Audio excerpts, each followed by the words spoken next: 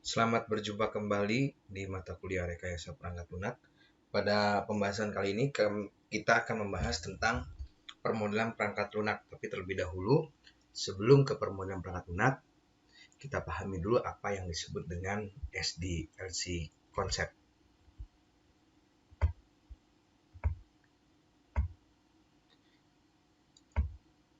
Seperti kita ketahui, yang terjadi di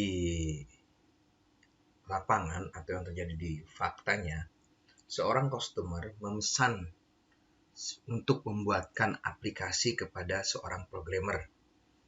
Contoh, misalkan seorang customer akan membuat aplikasi tentang kasir kepada seorang programmer ataupun seorang software engineer maupun seorang software developer. Dia akan mengungkapkan, ya oke, kami akan membuat aplikasinya seperti yang Anda mau. Nah, dibuatlah aplikasinya. Ketika aplikasi dibuat dan aplikasi itu sudah jadi, dikembalikan kembali kepada konsumen. Begini tidak aplikasinya. Ternyata menurut konsumen bukan seperti itu. Akhirnya terjadilah proses bolak-balik tentang misunderstanding apa yang dimaui oleh konsumen, apa yang dikehendaki oleh konsumen, dan apa yang bisa diterjemahkan oleh seorang software engineer, software developer maupun programmer. Faktanya, hal-hal seperti ini sering kali terjadi pada dunia pengembangan software. Sehingga untuk mengurai hal tersebut diperlukanlah apa yang dinamakan dengan metodologi SDLC. Nih ya. Sebelum kita membahas tentang apa itu metodologi SDLC, terlebih dahulu saya akan kasih penjelasan mengenai kenapa sebuah sistem atau sebuah aplikasi itu perlu dikembangkan atau perlu dibuat. Seperti yang terlihat pada diagram berikut ini, dapat kita lihat bahwa terdapat permasalahan ketika ada sistem lama, terdapat permasalahan dan adanya kesempatan dan tentunya adanya kebijakan dari pemegang kebijakan. Contoh, pada sebuah perusahaan, maka diperlukanlah pengembangan sistem. Tetapi jika tidak terdapat permasalahan, tidak terdapat kesempatan, dan tidak terdapat kebijakan, yang tidak usah. Artinya, sistem tersebut masih dibutuhkan sistem lama. Sistem lama dalam hal ini tidak mesti sistem lama yang berbentuk manual. Sistem lama pun adanya sebuah aplikasi atau sebuah proses atau sebuah prosedur yang tidak terkomputerisasi atau terkomputerisasi tanpa menggunakan software khusus, ya. Itu dinamakan sistem lama. Jadi ketika tidak diperlukan, buat apa melakukan pengembangan sistem? Kalau ternyata sistem yang lama masih efektif. Janganlah dilakukan pengembangan sistem hanya karena tren pasar, hanya karena gengsi, hanya karena kepentingan pribadi. Tetapi pada hakikatnya adanya pengembangan sistem tersebut dapat memecahkan masalah, meraih kesempatan, dan memenuhi kebijakan dari sebuah perusahaan. Sehingga dapat dihasilkan sebuah sistem baru. Ya, ini alasan mengapa harus dikembangkannya sebuah software. Sebuah sistem perlu dikembangkan, diperbaiki, atau diganti karena beberapa hal. Pertama, terdapat permasalahan. Kedua, meraih kesempatan, tadi yang saya bilang. Ketiga, adanya instruksi atau kebijakan, wisdom.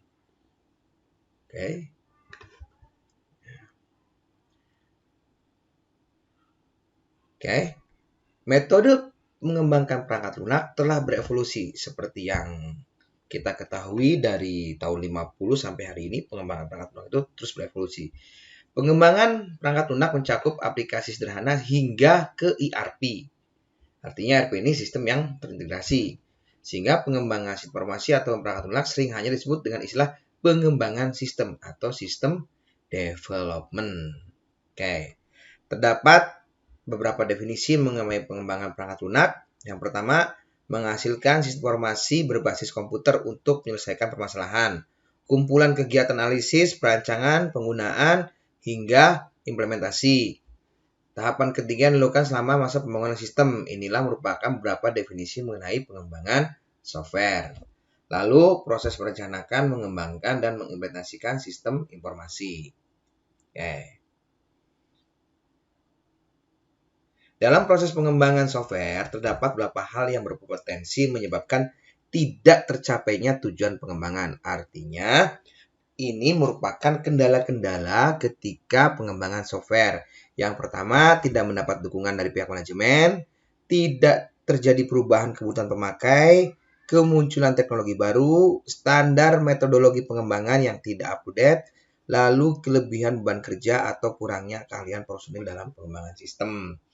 Maksudnya adalah ketika pengembangan sistem tersebut, ini merupakan beberapa contoh kendala dalam pengembangan sistem. Kalau menurut saya, kendala itu biasanya itu adalah 5 yang menentukan adalah faktor 5M.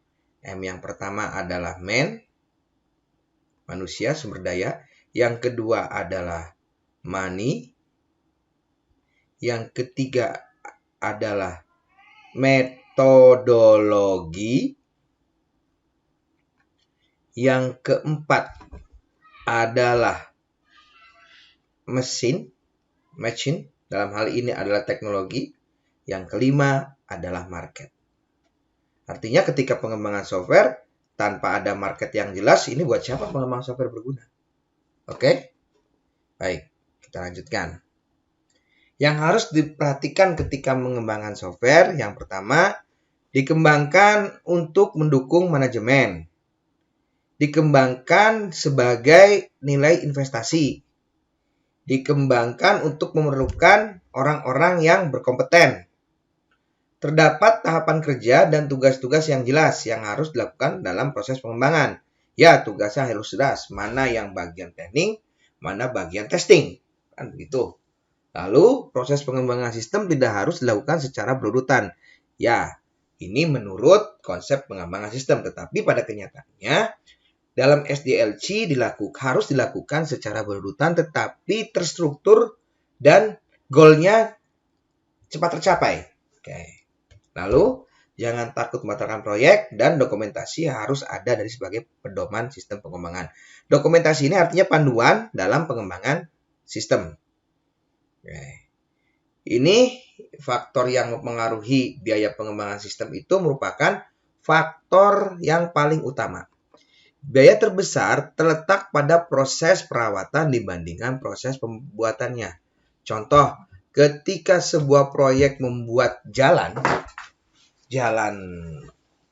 tol atau apapun, ketika pembangunannya itu tidak memakan biaya yang terlalu banyak, tetapi perawatannya itu memang lumayan banyak dibandingkan dengan biaya pembangunannya, gitu kan.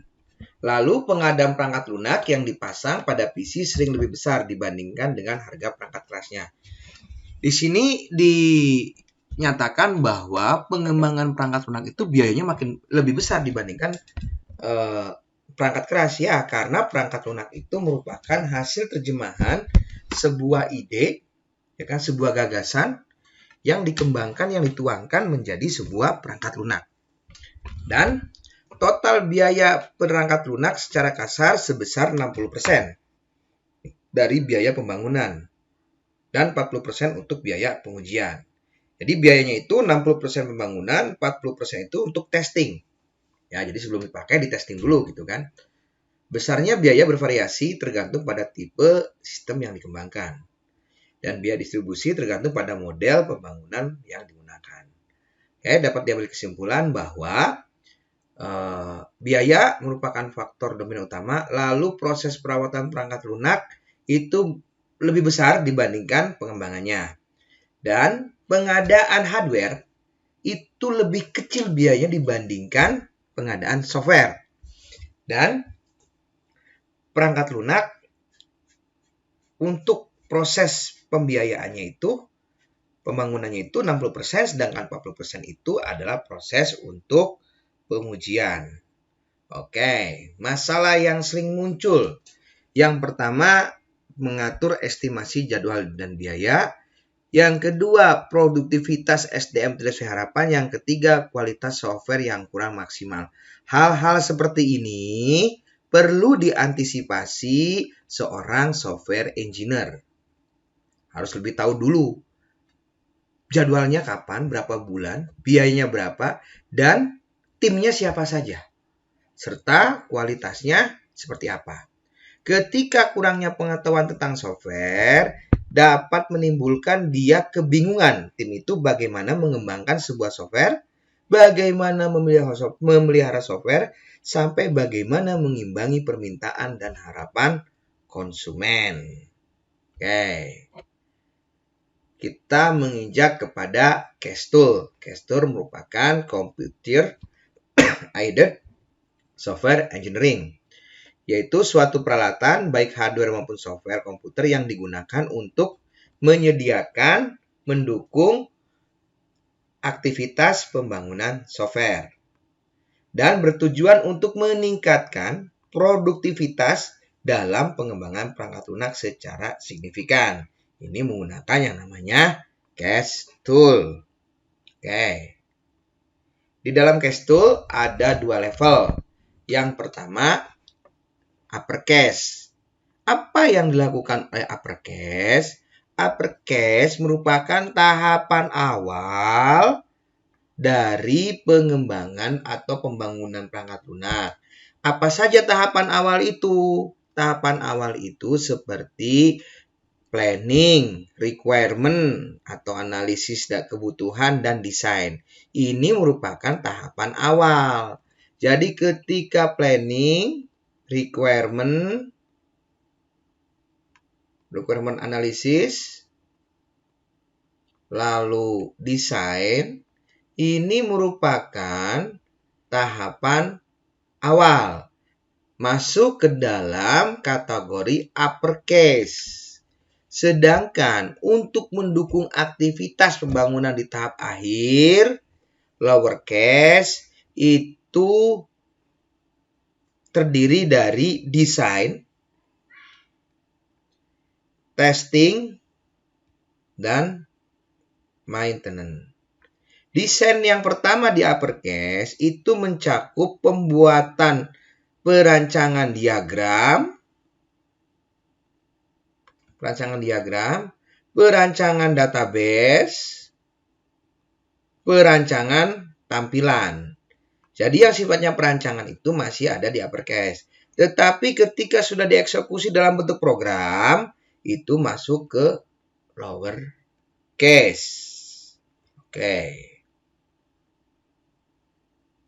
Nah, ini merupakan software proses model. Proses generiknya seperti ini. Spesifikasi apa yang harus dilakukan software dan kendalanya. Pengembangan proses penyusunan software. Lalu dilakukan validasi, pengujian sesuai pesanan, dan evolusi. Perubahan sesuai perkembangan. Oke. Untuk topik yang pertama, saya cukupkan sampai di sini. Kita akan membahas kembali topik yang kedua, masih seputar bagaimana SDLC itu bekerja. Terima kasih kepada yang sudah menyaksikan channel ini, agar di like, share, and subscribe sehingga channel ini dapat berkembang dan dapat bermanfaat bagi pembelajaran yang berkaitan dengan ilmu komputer. Sekali lagi saya ucapkan terima kasih. Salam.